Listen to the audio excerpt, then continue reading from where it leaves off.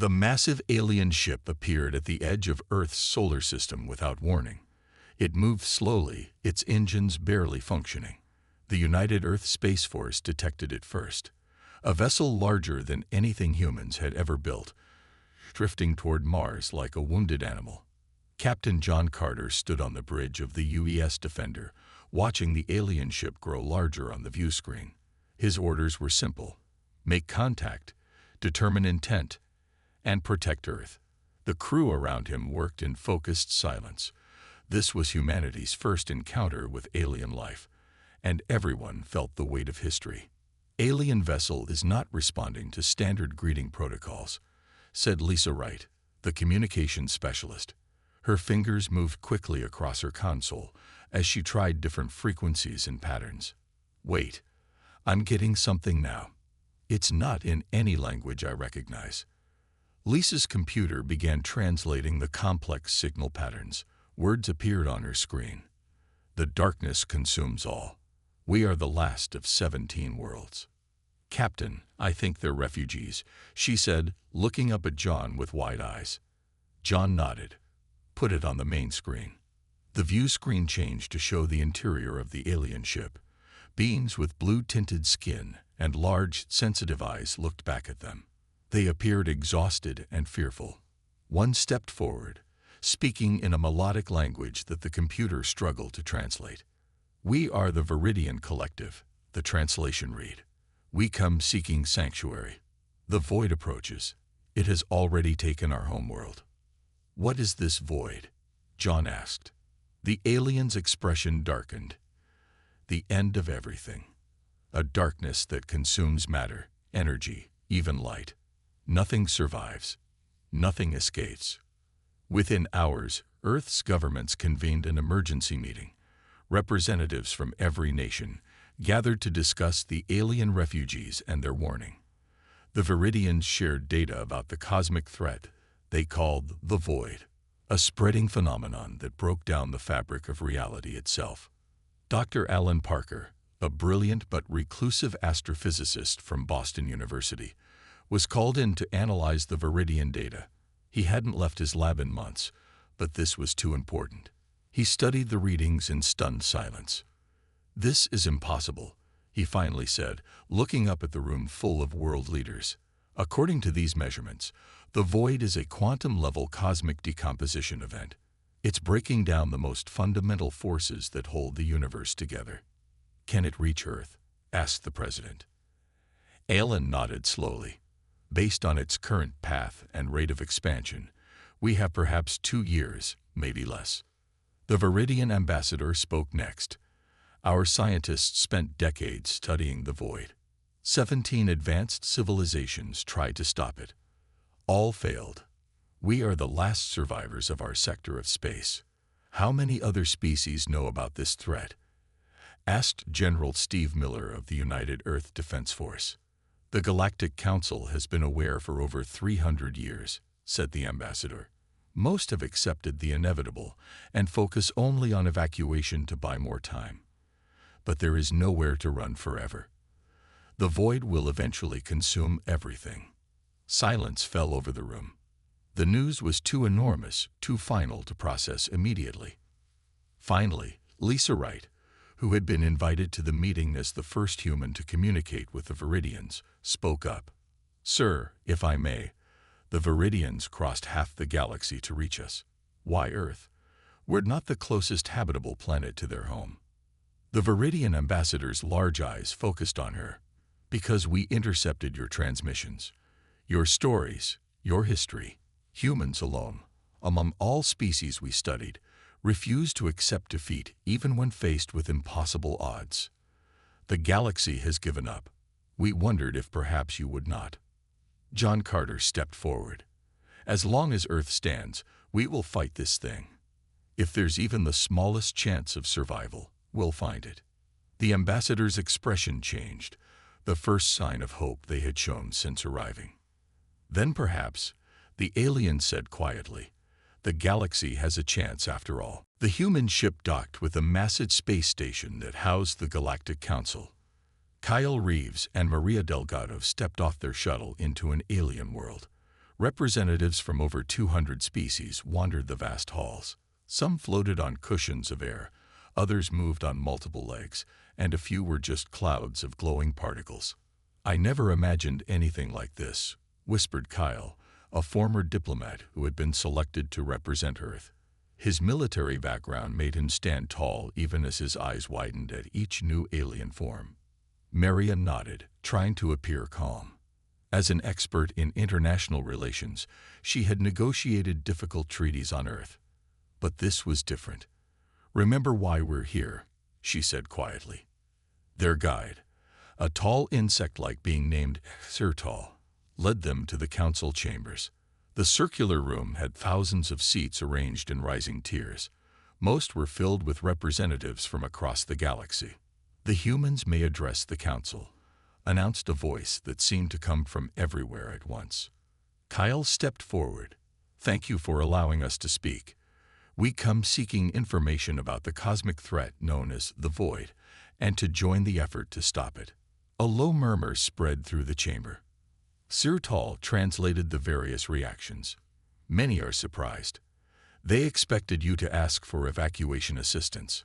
An ancient being floated down from the highest tier. This was Council Elder Zixna, whose species had been spacefaring when humans were still learning to use fire. "Young ones," Zixna spoke slowly, "there is no effort to stop the Void. It cannot be stopped. This is understood." Maria stepped forward. "With respect, Elder, we don't understand that at all. The Viridians shared data showing the Void has consumed 30% of the known galaxy. What measures have been attempted?" Zixna gestured, and a three-dimensional map appeared in the center of the chamber. Dark emptiness spread across one side of the galaxy like spilled ink. "For 3 centuries, we have studied the Void. We have launched probes, sacrificed brave volunteers, deployed our most advanced technologies. Nothing works. The Void obeys no physical laws we understand." "What about quantum resonance barriers?" Kyle asked. "Our scientists have been developing theories based on the Viridian data." A ripple of something like laughter spread through the chamber. A bulky, rock-like being spoke up. "Humans truly are, as the stories say, primitive but endearingly stubborn. We tried quantum resonance 200 years ago.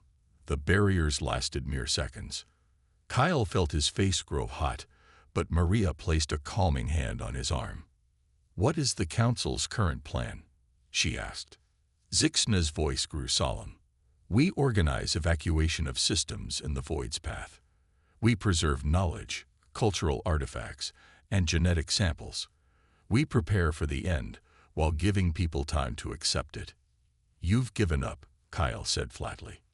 "We have accepted reality," Zixna corrected. "There is wisdom in acceptance." Maria looked around the chamber, at the representatives of civilizations thousands of years more advanced than Earth. She saw resignation in their postures and movements. "Earth requests full access to all data collected on the Void, and permission to attempt our own solutions," she said firmly. This caused another stir. Zixna considered for a moment. "Your species will waste precious resources that could be used for evacuation." "Our resources are ours to allocate," Kyle replied. After a long pause, Zixna nodded. "As you wish. All data will be provided. But know this, over 300 years, 17 advanced civilizations dedicated their entire scientific communities to finding a solution. All failed." Maria stepped to the center of the chamber. Her voice rang out clear and strong. "With respect to all gathered here, and to those 17 brave civilizations, humans have a long history of doing the impossible. We do not accept extinction as inevitable." She looked directly at Zixna. "We came here hoping to join an effort already in progress. But if we must start one ourselves, we will. Earth stands against the Void." As they left the chamber, Kyle whispered, "That went well." Maria shook her head. "They think we're foolish children. Maybe we are. But I'd rather die fighting than waiting." As they walked back to their ship, aliens watched them pass, some with pity, others with curiosity, and a few, a very few, with something that looked like hope. Earth changed overnight. News of the void spread across the planet, and with it came not panic but determination. Scientists canceled vacations. Engineers worked through nights. Military rivals shared secrets. For the first time in human history, every nation united behind a single goal: survival. Dr. Alan Parker stood in the middle of CERN's main control room in Switzerland. Scientists from 50 countries crowded around him, watching as the data from the Galactic Council flowed across their screens. 300 years of research, Alan murmured, and they never tried this approach. Susan Clark, a brilliant engineer from NASA, shook her head. They kept trying to stop the void. But look at these patterns. She pointed to waves flowing across her screen. The void isn't just destroying matter, it's changing it somehow. In orbit above Earth, Commander Frank Winters supervised as Chinese, American, Russian, and European ships formed the first united human fleet. Ships that once spied on each other now flew in formation, retrofitted with experimental weapons and shields based on Viridian technology. "Another ship coming in, sir," reported his second-in-command. Frank nodded as the Indian space cruiser joined the growing fleet. "Get them into position. We need to test the new shield configuration." The Viridians watched all this with growing interest. Their ambassador met with United Earth President Jack Wilson in the White House. "Your people move with remarkable speed," the ambassador said. "But you must understand, many of these approaches were tried by others." Jack leaned forward at his desk. "But not all at once, and not by humans. We think differently." "How so?" "The Galactic Council sees a mathematical impossibility and accepts defeat. We see impossible odds as a challenge." Jack smiled slightly. "It's both our greatest strength and our greatest flaw." At NASA headquarters, Peter Gonzalez, the agency's director, unveiled Project Firewall to a room of engineers and scientists. "The void expands along quantum pathways," he explained, pointing to a simulation. "We can't stop it completely, but we might be able to create a containment field, like a fire break before a forest fire." Susan Clark raised her hand. "We'll need more power than Earth can generate."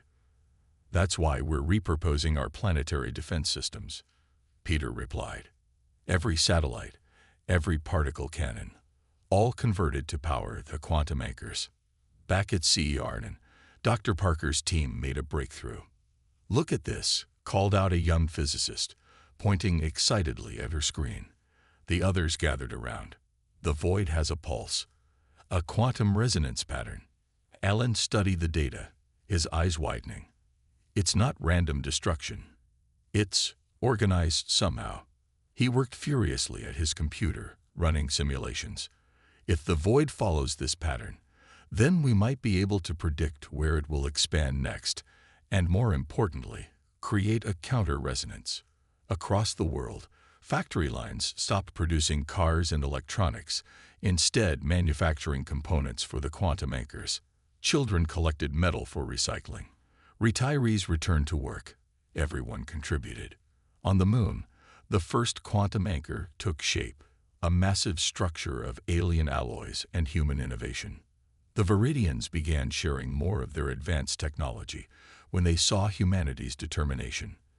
They taught human engineers how to bend gravity and manipulate quantum fields. In return, humans showed them approaches they had never considered. "Why did you never try this combination?" Susan asked a Viridian scientist as they worked together on a quantum stabilizer. The alien's large eyes blinked slowly. "It was deemed impossible by our predictive models." "Did you actually test it?" "No, the calculations showed failure." Susan smiled. "On Earth, we have a saying. In theory, there's no difference between theory and practice. In practice, there is." Maria Delgado returned from the Galactic Council with unexpected news. Several alien species, inspired by humanity's refusal to give up, had offered resources and ships. As Frank Winters watched the first alien vessels join Earth's fleet, he felt a spark of hope. "We're really doing this," he said to Maria. "We're standing against extinction." Maria nodded. The galaxy gave up, but they forgot one thing. What's that? They never faced the impossible with humans at their side. Bulwark Station hung in space at the calculated edge of the void's path. The massive structure combined Earth's technology with alien designs. 5 large rings rotated slowly around a central hub, generating the quantum fields that would power the anchors. Commander Olivia Chen looked out from the control center. Her crew worked with focused intensity, checking and rechecking systems. Half were human, half were aliens from 6 different species who had broken away from the Galactic Council's evacuation plans. Status report, Olivia called. All quantum anchors are charged to 80% capacity, reported her second-in-command. We'll reach full power in 20 minutes. Olivia nodded. And the void. A Viridian technician looked up from his station. Current calculations show it will reach our position in 43 minutes. On a screen above them, the void was visible, a perfect blackness that seemed to swallow light itself. Stars disappeared at its edges as it slowly expanded. The sight of it made Olivia's stomach tighten. This was humanity's first real test against the cosmic threat. Back on Earth, Dr. Alan Parker watched the same feed in the CERN control room. His team had designed the quantum anchors based on their breakthrough discovery of the void's resonance pattern. Now they would see if theory matched reality. All anchor ships in position, came the report from Bulwark Station. 10 ships had positioned themselves in a perfect circle around the station, each carrying a quantum anchor. These smaller versions would work with the main anchors on the station to create a stable field, they hoped. Begin deployment on my mark, Olivia ordered. She took a deep breath. 3, 2, 1, mark. The ships released their anchors.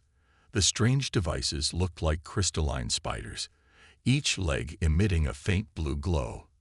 They drifted into position, forming a perfect circle in space. Activate primary field, Olivia commanded. On Earth, Susan Clark held her breath as she watched. Her engineering team had built the field generators. If they failed, there would be no second chance. The space between the anchors shimmered as the quantum field took shape.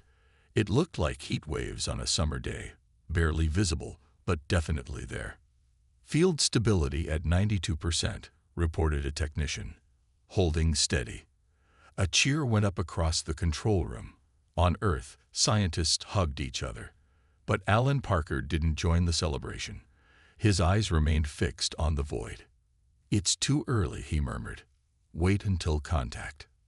The minutes ticked by slowly. The void's edge approached the quantum field. Everyone watched in silence as the two forces met. At first, nothing seemed to happen. The void's expansion slowed where it touched the field. For a brief, hopeful moment, it appeared to stop completely. It's working, someone shouted. But Alan saw it first. The field is destabilizing, he warned. On Bulwark Station, alarms began to sound. Field integrity dropping, called out a technician. 70%, 60%. Reroute emergency power, Olivia ordered. Strengthen the northwestern quadrant. Engineers raced to comply, but the quantum field was collapsing fast. The void pushed against it, creating ripples of distortion that spread across the field. Anchor 7 is failing, came another shout. On the screens, one of the anchors began to spin erratically. The blue glow flickered and died. Without that anchor, the field began to collapse. All personnel, brace for impact, Olivia commanded. The void surged forward as the field collapsed. It engulfed 3 of the anchor ships instantly. They simply vanished, along with their crews. Then it reached the station's outer ring. Metal groaned. Lights flickered. A section of Bulwark Station disappeared into blackness. Emergency protocols, Olivia shouted over the chaos. Seal all bulkheads. Evacuate outer rings.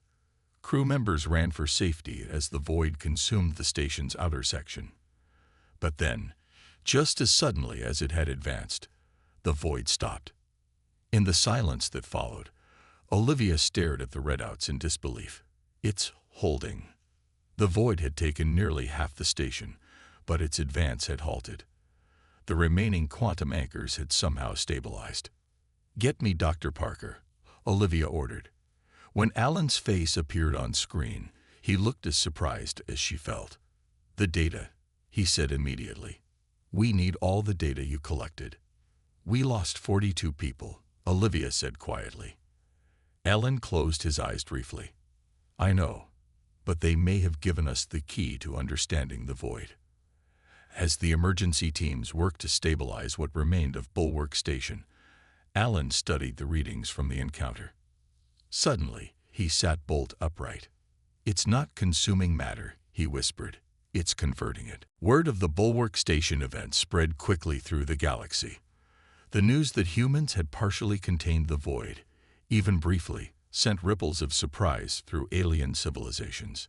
More importantly, for the first time in centuries, it offered a glimmer of hope. Kyle Reeves and Maria Delgado returned to the Galactic Council, but this time they weren't ignored. Representatives from dozens of species approached them, asking questions about Earth's efforts. "The Council chamber is ready for your presentation," said Exertol, their insect-like guide. Inside, the chamber was fuller than before. Even Council Elder Zixna seemed more attentive as Kyle stepped forward. "The Bulwark Station test was both a failure and a success," Kyle began. "We lost good people, but we gained vital information. Dr. Parker has discovered that the void isn't destroying matter. It's converting it to another form of energy we don't yet understand." Murmurs spread through the chamber. This was new information. Maria took over. "We're building a new device called the Lattice, a network of quantum stabilizers that might be able to contain the void more effectively. But we need help." She displayed a hologram of the proposed lattice, an intricate web of interconnected nodes designed to surround and contain the void along its predicted path. "This is beyond Earth's manufacturing capability alone," she explained. "We need resources, ships, and scientific expertise from across the galaxy." A long silence followed. Then, a tall blue-skinned being rose from the middle tier. "The Arcturus Federation has observed your efforts," it said in a musical voice. "For 3 centuries, we have kept to ourselves, believing the end was inevitable. But your species has shown remarkable ingenuity.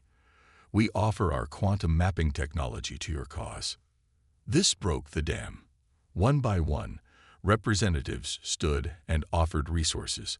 Some provided ships, others rare materials. Many volunteered scientists and engineers. In a workspace near the council chambers, Susan Clark met with alien engineers. Together, they refined a lattice design, combining human creativity with alien technical knowledge.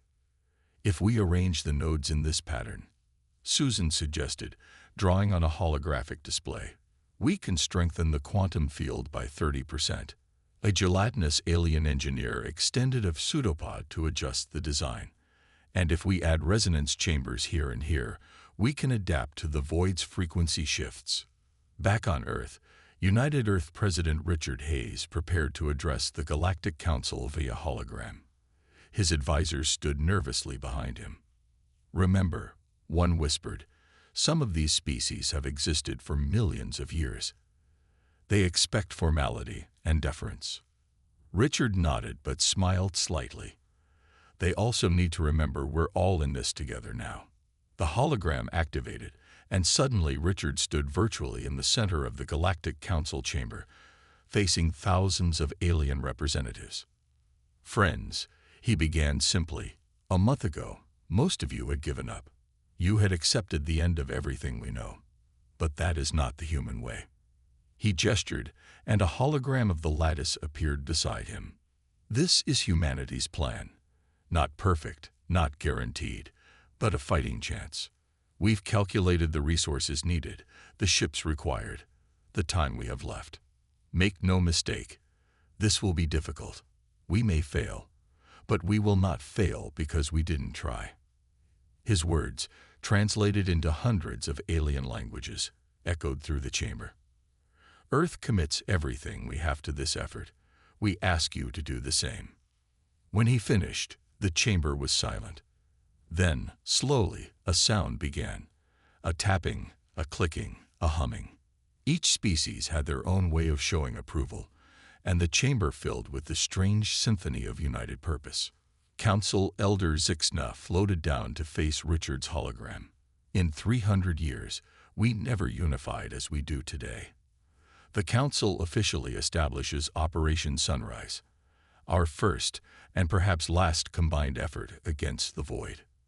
As the Council session ended, Maria found Kyle staring out at the stars through a viewport.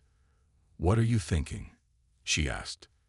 "I'm thinking we've just changed galactic history," he replied.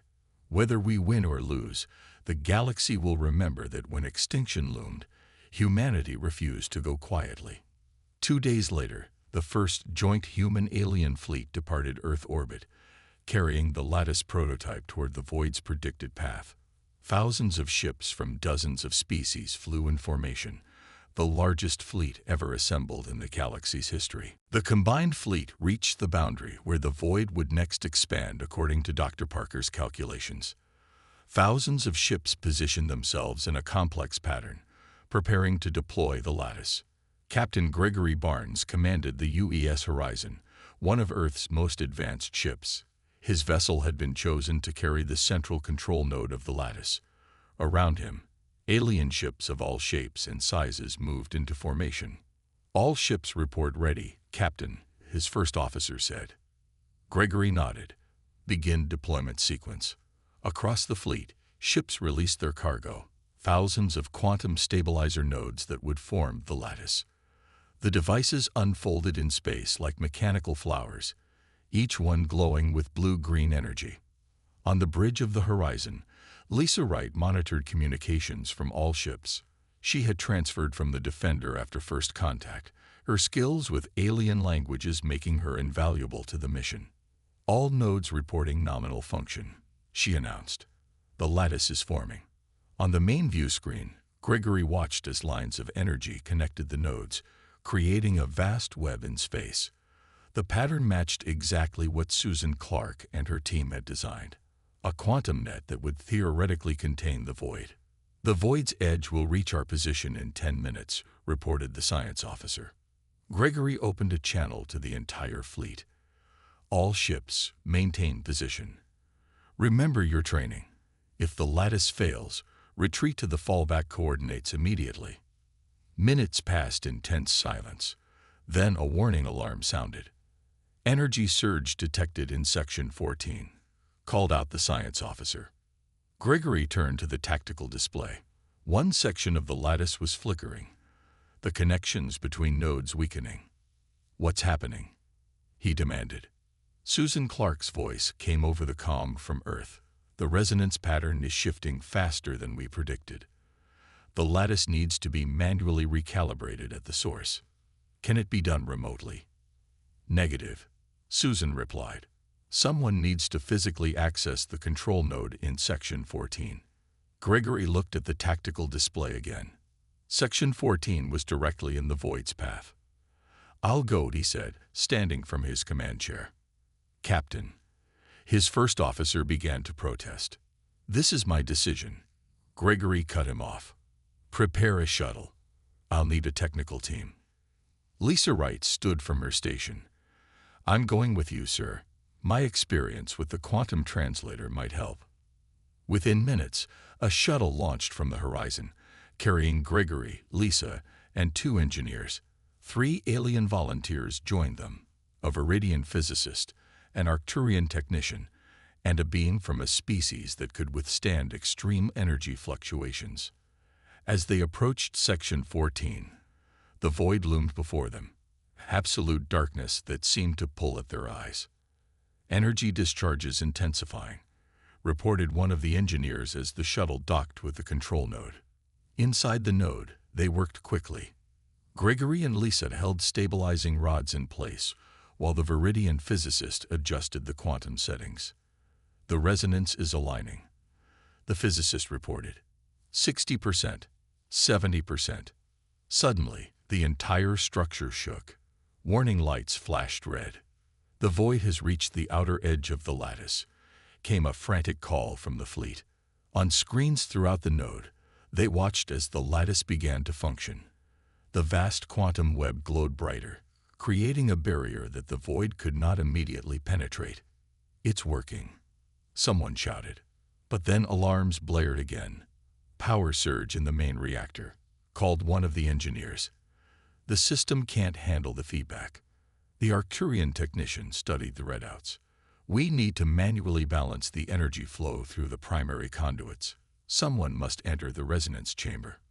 Gregory looked through the viewport at the resonance chamber, a small room filled with pulsing energy where the lattice's power was focused. "Whoever goes in there." Lissa didn't finish the sentence. They all knew what it meant. "I'll go," Gregory said. The alien being that could withstand energy stepped forward.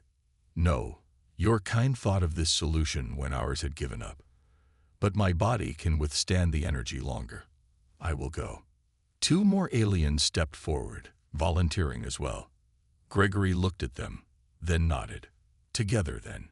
4 of us should be enough to stabilize all conduits simultaneously." "Captain," Lisa protested, "there's no way to shield against that level of exposure. The energy will." "I know," Gregory said quietly. "Tell Earth. Tell them it was worth it." The 4 volunteers entered the chamber. Pain washed over Gregory as energy coursed through his body. Through blurred vision, he saw the aliens at their stations, each manipulating energy controls. 3 months passed since the deployment of the lattice.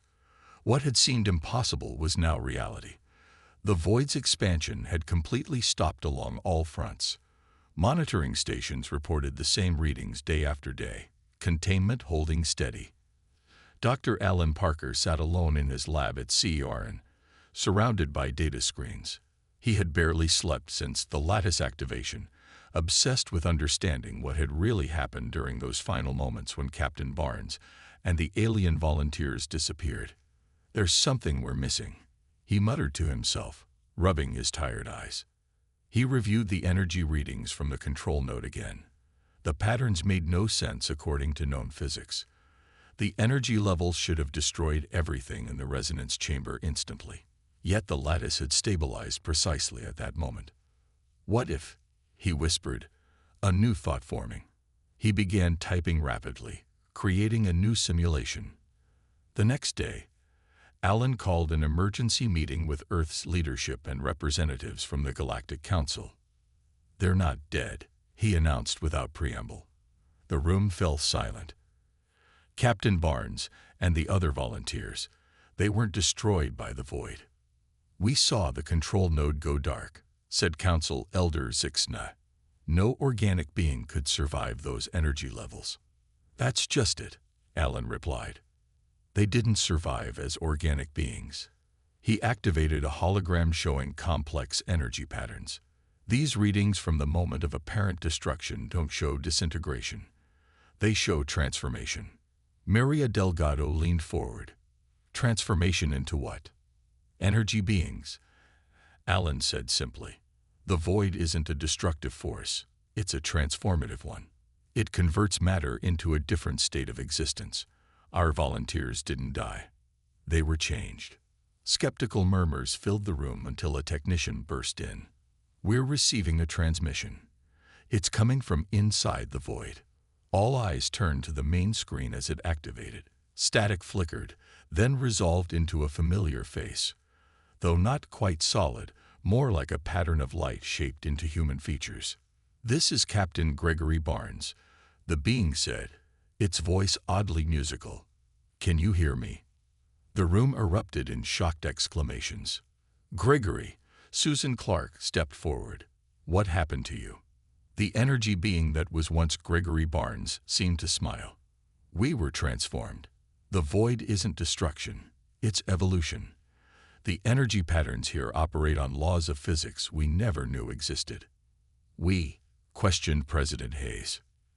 "The other volunteers and I," Gregory explained. "We've discovered others too, beings from civilizations the void consumed centuries ago. They exist here, changed but not destroyed." "Can you return to normal form?" someone asked. "No," Gregory replied, "But that's not important now. What matters is that we can control the void from within. We're learning to manipulate its boundaries." Over the following weeks, more communications came from inside the void. The transformed volunteers explained that the void was not a random phenomenon, but a natural evolutionary process. Transformation of one universe state to another. With guidance from the energy beings, scientists modify the lattice to work with the void rather than against it. Slowly, incredibly, the void began to recede from areas it had consumed. 6 months later, the Galactic Council gathered for a historic session. Representatives from every known species attended as Council Elder Zixna officially established the Earth Protocols, new guidelines for approaching seemingly insurmountable cosmic threats. When faced with extinction, Zixna declared, "We will remember humanity's example. Never accept defeat, question all assumptions, and recognize that impossibility is often merely a limitation of perspective." Species that had previously abandoned research into unsolvable problems now formed new scientific coalitions. The philosophy that humans had brought to the galaxy, stubborn refusal to accept mathematical impossibility, spread through civilizations. President Hayes addressed the Galactic Council one final time before Earth joined the newly formed Galactic Cooperative as founding members. "The lesson we learned wasn't about technology or quantum physics," he said. "It was about hope. Because without hope, discovery is impossible." As the void continued to recede under the guidance of the transformed beings within it, new stars became visible where darkness had ruled for centuries. Galaxy maps were redrawn. Lost worlds were rediscovered. And across countless planets, in schools and universities and public spaces, the story was told of how the galaxy had faced extinction and how humanity had responded. Extinction is never inevitable, President Hayes told a classroom of mixed-species children.